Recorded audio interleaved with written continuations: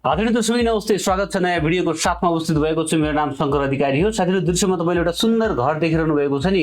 हो, यो घर नयाँ घर बिक्रीमा आएको छ। साथीहरु, भिडियो अन्तिमसम्म हेर्नु होला, सम्पूर्ण जानकारी दिनेछु। यो घरसम्म तपाई आफै जान सक्ने गरेर जानकारी गराउने छु भनेदेखि यो घर धनीको नम्बर सबै तपाईले पाउनुहुनेछ। पछाडिपट्टि साइडमा पनि उहाँले 8 फिट जति 7-8 फिट भन्दा बढी चाहिँ जग्गा छोड्नु भएको छ भन्दै हुनुहुन्थ्यो। पछाडिपट्टि पनि खुल्ला रहेको छ साथीहरु, र एकदमै राम्रो घर रहेको छ। फिनिशिङ रहेको छ, फल सिलिङ सहितको मोडुलर किचन सेट सबै रहेको छ। जरङ्खु बजार हेर्नुस् त, जरङ्खु बजार यहाँ रह्यो। काभ्रेस्थलतिर जाने बाटो यो भयो भने यो जरङ्खुको बसन्त कोलोनीमा रहेको छ। हेर्नुस् त, यो मन्दिर बिक्रीमा रहेको घर। यो अहिले एकैछिनमा चाहिँ म तपाईलाई तलबाट बाटोबाटै चाहिँ जान सकिने गरेर दृश्य देखाउने छु। जरङ्खुको बसन्त कोलोनीको मन्दिरबाट 6-7 घर अगाडिपट्टिको हो यही नै घर चाहिँ बिक्रीमा आएको छ साथीहरु। एकदमै राम्रो घर रहेको छ।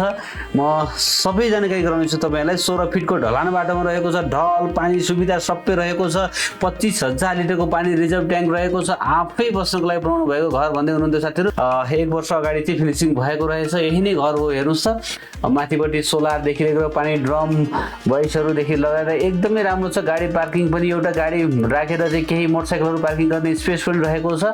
अब म तपाईलाई यसको नजिकबाट अगाडिपट्टिको सो देखाइरहेको छु। हेर्नुस् त, राम्रो खालको चाहिँ घर रहेको छ। सामानहरु कुनै कम्प्रोमाइज गरिएको छैन। जुन यो अगाडिपट्टिको सिसामा पनि पुरै टेफ्लोन सिसा लगाइएको छ। 16 फिटको ढलान बाटो तपाईले देखिरहनु भएको छ हैन। तपाई चाहिँ रिङ रोडबाट जम्मा 2.5 किलोमिटर छ साथीहरु। यो माछापोखरीबाट जम्मा 2.5 किलोमिटरमा मजाले घर आइपुग्नु हुनेछ। लोकल गाडी लाग्ने ठाउँबाट जम्मा 100 मिटर भित्र रहेको छ है। लोकल गाडी लाग्ने ठाउँबाट 100 मिटर भित्रपट्टि रहेको छ भने एकदमै मिलेको जग्गा छ। जग्गा पनि एकदमै मिलेको स्क्वायर मिलेको जग्गामा बनेको घर हो। अब म तपाईलाई घर भित्रका दृश्यहरू देखाउने छु।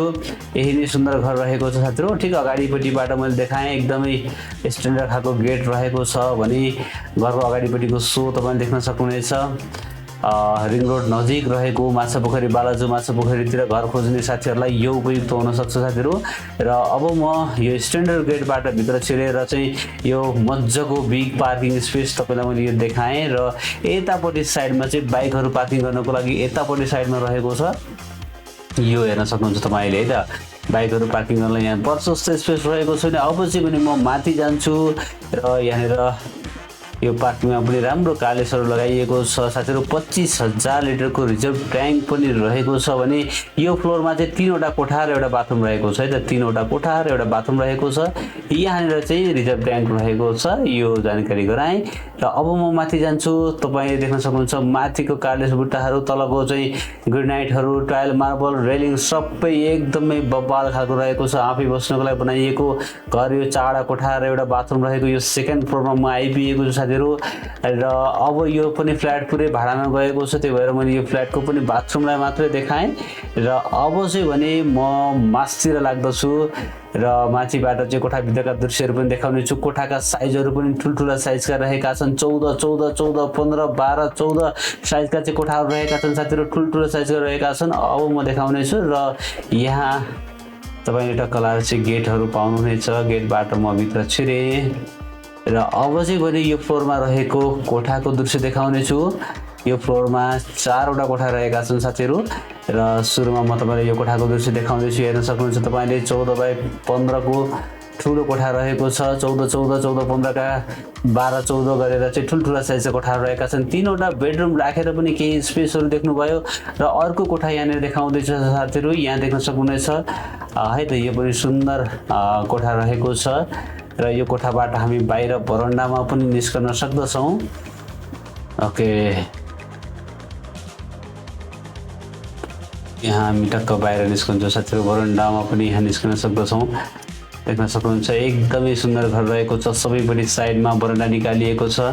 र यो फ्लोरको लागि बाथरुम यहाँ रहेको छ भने अर्को एउटा मास्टर बेडरुम पनि रहेको छ। यो चाहिँ कमन बाथरुम भयो। अर्को मास्टर बेडरुम म तपाईलाई देखाउने छु। यहाँनिर यो चाहिँ साथीहरु मास्टर बेडरुम हो। माथि फल सिलिङ यस्तो राम्रो खालको रहेको छ, देख्न सक्नुहुन्छ तपाईले। र पछाडिपट्टि बरन्डा पनि रहेको छ यो कोठामा पनि।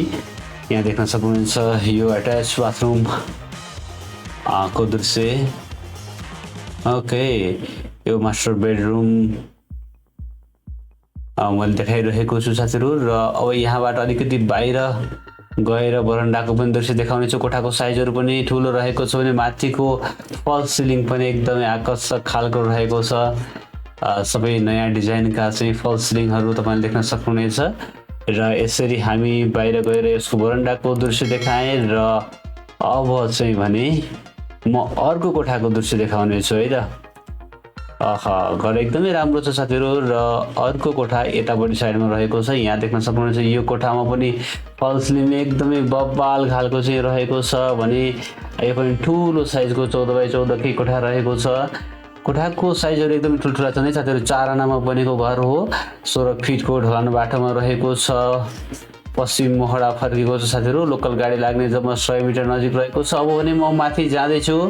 एउटा गाडी राखेर केही बाइकहरू मजाले राख्न सक्ने पार्किङ स्पेस रहेको छ भने माथि टपमा चाहिँ 3वटा कोठा रहेको छ। सुरुमा चाहिँ म यहाँनिर किचन र डाइनिङमा देखाउँदैछु। यो किचन डाइनिङमा पनि बब्बाल खालको चाहिँ फल सिलिङहरू तपाईँले देख्न सक्नुहुनेछ।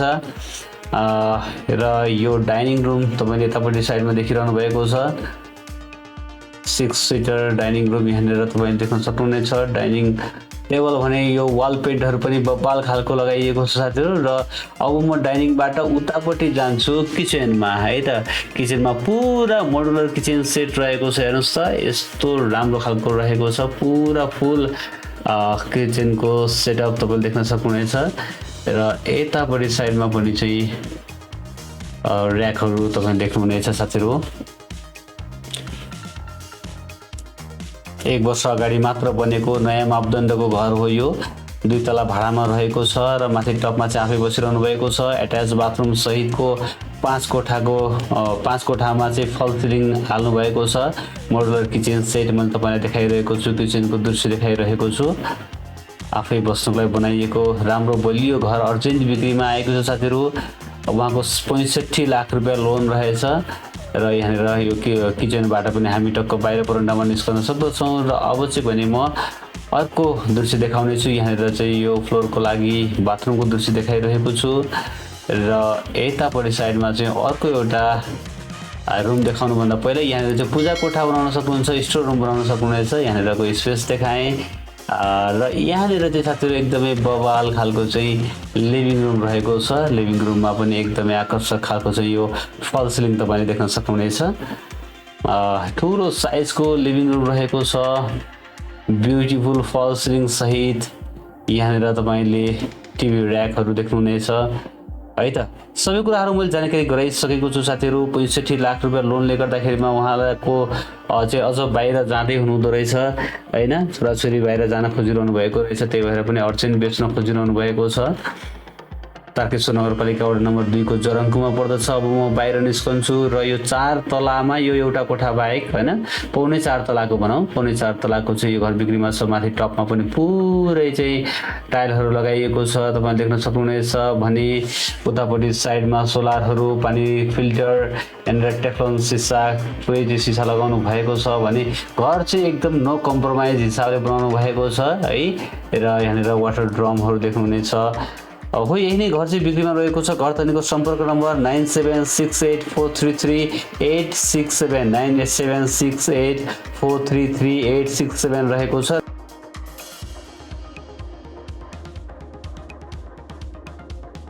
अब म तपाईँलाई यो घरसम्म आउने बाटोको लोकेसन देखाउँदैछु साथीहरू। यहाँ देख्न सक्नुहुनेछ छतको दृश्य देखाइरहेको छु। पछाडिपट्टि पनि प्रशस्त स्पेस छोडेको छु भन्नुभएको छ।